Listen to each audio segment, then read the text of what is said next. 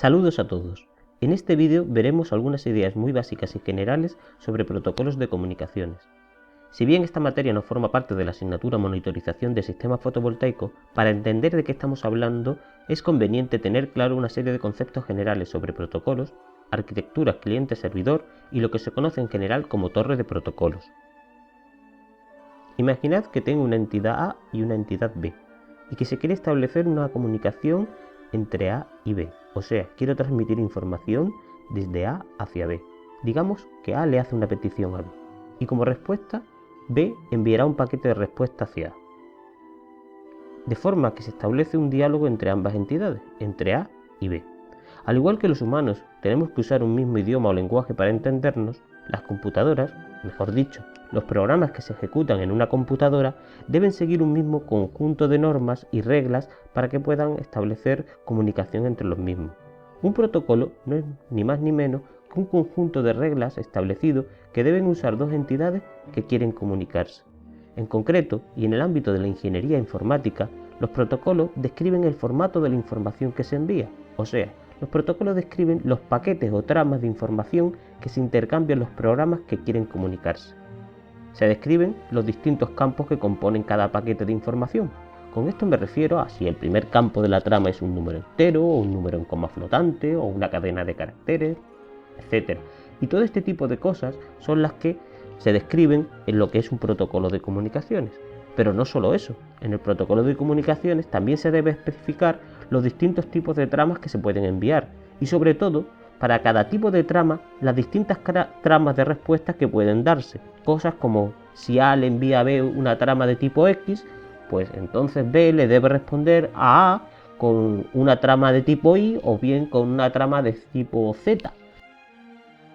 Un ejemplo típico y muy conocido de protocolo de comunicaciones es HTTP, que son las siglas de Hypertext Transfer Protocol, que básicamente es el protocolo que nos permite ver páginas web usando un navegador como Internet Explorer. En principio, tenemos nuestra computadora, que es el cuadro rojo que aparece a la derecha de la pantalla. Y como parte de nuestra computadora, tenemos una pantalla donde queremos ver una página web en concreto. La página web en cuestión no es nada más y nada menos que un documento determinado que no se encuentra en el disco duro de nuestra computadora, sino que está en otra computadora que en el esquema represento con el cuadro rojo a la derecha de la pantalla. Y como podéis ver, en esa computadora hay un disco duro con el documento que queremos visualizar. Como desde nuestra computadora no tenemos acceso a los ficheros del disco duro de la otra computadora, para ver el contenido del fichero en cuestión usaremos un programa que se denomina cliente web. Como he dicho antes, el Internet Explorer de toda la vida, el Mozilla o el Google Chrome, el que queráis usar. Ese programa sí que está en vuestra computadora, y como está en vuestra computadora, no tiene acceso al fichero que queremos visualizar. El cliente web lo que hace, en realidad, es ponerse en comunicación con otro programa que sí está en la computadora que tiene el fichero. Y ese programa se llama servidor web. O sea, el servidor web es otro programa que se está ejecutando en la otra computadora, en la computadora que tiene el fichero que queremos visualizar. Existen muchos servidores web, pero el más extendido en el mercado es el Apache, que además de ser gratuito es de código abierto. Realmente lo que ocurre es que el cliente web le envía al servidor web una petición, y como podéis ver en la figura, esa petición se envía a través de una trama que se envía de una determinada forma. Y esa trama cumple una serie de normas o una serie de reglas que son las que se describen en el protocolo HTTP. Cuando el Apache, que es el servidor web, recibe la trama que le ha enviado el cliente, la procesa, analiza lo que se le pide y busca en el disco duro el fichero en cuestión. O sea, cursa la petición que le ha solicitado el cliente web. Entonces, el servidor web envía al cliente web el fichero que ha rescatado del disco duro, para que el cliente web lo reciba y lo procese. Finalmente, y como resultado, en la pantalla de nuestra computadora, a la izquierda, se muestra el contenido del fichero solicitado. En concreto, el protocolo HTTP no es nada más y nada menos que la descripción de las tramas y los tipos de tramas que permiten la comunicación entre el cliente web y el servidor web. Es muy posible, pero no siempre se da el caso, de que en la misma máquina, en la misma computadora donde estaba ejecutándose el servidor web, se estén ejecutando otros programas que ofrecen otro tipo de servicios, como FTP, DNS, DHCP. O sea, que es posible que en la misma computadora donde se está ejecutando el servidor web haya ejecutándose otros programas servidores de otros protocolos. Es usual denominar también servidor a este tipo de computadoras que se emplean para ejecutar uno o varios programas de tipo servidor. Pero no debemos perdernos. En un principio, cuando hablamos de servidor, nos estamos refiriendo a un programa que ofrece un servicio a otros programas de tipo cliente. Y otra cosa distinta es la máquina donde se ejecuta ese tipo de programas servidor, que por regla general también se le denomina servidor a la máquina donde se ejecutan los programas de tipo servidor, pero son cosas distintas. Por un lado están los servidores como programas y por otro lado están los servidores como máquinas donde se ejecutan programas de tipo servidor. En general, en esta asignatura, cuando nos referimos a un servidor, nos estamos refiriendo al programa y no a la máquina que ejecuta un programa de tipo servidor. En realidad, existen protocolos de comunicaciones de distintos tipos, pero en concreto, el tipo de protocolo que hemos descrito aquí responde a lo que se conoce como arquitectura cliente-servidor. ¿Qué es una arquitectura cliente-servidor? Un programa llamado cliente hace una petición a otro programa llamado servidor. El servidor procesa y resuelve la petición y cuando termina devuelve una respuesta al cliente. Es así de simple. Aquí hemos supuesto que el programa cliente y el programa servidor están ejecutándose en máquinas distintas, pero eso no es necesario, ya que el programa cliente y el programa servidor podrían estar ejecutándose en la misma computadora. En la imagen vemos el esquema correspondiente a un programa cliente y otro programa servidor ejecutándose en la misma computadora.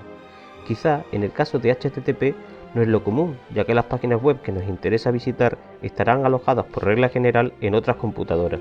Sin embargo, existen muchos otros protocolos donde cliente y servidor se ejecutan en la misma computadora. Por ejemplo, esto ocurre en el protocolo OPC, que se usa en monitorización y control de sistemas, y en concreto en monitorización de sistemas y plantas fotovoltaicas, como veremos en otra parte de la asignatura. Por último, vamos a ver un concepto bastante abstracto y por lo tanto difícil de entender. Me refiero a lo que se conoce como torre de protocolo de comunicaciones. Empezaremos con un símil que nos resultará familiar a todos. Cuando las personas nos comunicamos, usamos un idioma determinado que todos debemos conocer. Digamos que tenemos a Antonio y a Carolina, y que para hablar entre ellos se comunican en español. Podríamos decir de alguna forma que el idioma español es el protocolo de comunicaciones que ambos utilizan para intercambiar información entre ellos. Si ambos estuvieran cara a cara, no habría nada más que comentar. Sin embargo, es posible que Antonio esté en Málaga y que Carolina esté, por ejemplo, en Sevilla, y que la conversación sea a través del móvil. Entonces, aunque entre ambos la comunicación se haga en español, que es en sí un protocolo de comunicaciones, la comunicación no sea directa. En realidad la comunicación se efectúa a través de una serie de protocolos intermedios que son los que permiten el intercambio de información y que se implementan dentro de lo que se conoce como red de telefonía móvil. Por supuesto que ni Antonio ni Carolina necesitan saber para hablar ningún detalle acerca de cómo se transmiten las señales a través de la red de telefonía, ni de qué tipo de codificación se usa, ni del formato de las tramas, ni nada de ese estilo. Ellos solo necesitan saber el idioma español y en todo caso el número de la persona a la que quieren llamar. Y por otro lado, la red de telefonía no tiene en cuenta ni analiza lo que Antonio y Carolina se están diciendo entre ellos en idioma español. La red de telefonía se limita a transmitir los sonidos que ambos intercambian. Lo mismo podrían estar hablando en inglés o en ruso, que eso para la red de telefonía es totalmente irrelevante. Por lo tanto, podemos decir que aquí intervienen dos protocolos, uno de alto nivel, el idioma castellano, entre Antonio y Carolina, y por otra parte un protocolo a más bajo nivel, el protocolo de telecomunicaciones que haya implementado en sus teléfonos móviles, por ejemplo, GSM. De alguna manera, aunque Antonio y Carolina mantengan una conversación en español, dicha comunicación se basa o está implementada sobre un sistema de telecomunicaciones que es un protocolo a más bajo nivel. Ahora volvamos a la arquitectura cliente-servidor. Realmente, la comunicación entre el programa cliente y el programa servidor no es directa, o sea, no es inmediata. Existen distintas formas y tecnologías para comunicar dos computadoras. Tenemos Wi-Fi, Ethernet, ADSL, y cada una de estas tecnologías están asociadas a protocolos distintos. Protocolos que son distintos físicamente, ya que envían las señales a través de medios físicos distintos. Y por lo tanto estamos hablando de que van a usar sistemas electrónicos distintos, con distintos niveles de tensión eléctrica, etc.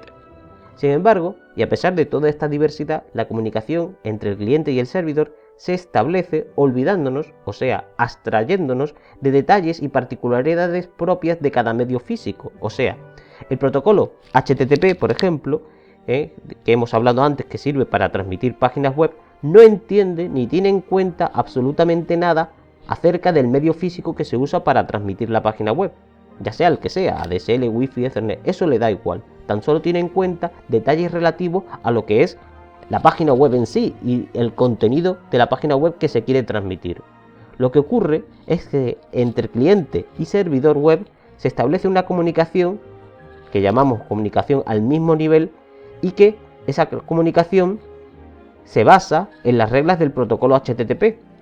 Pero en realidad la información no fluye directamente entre ambos, sino que transcurre efectivamente por otro camino.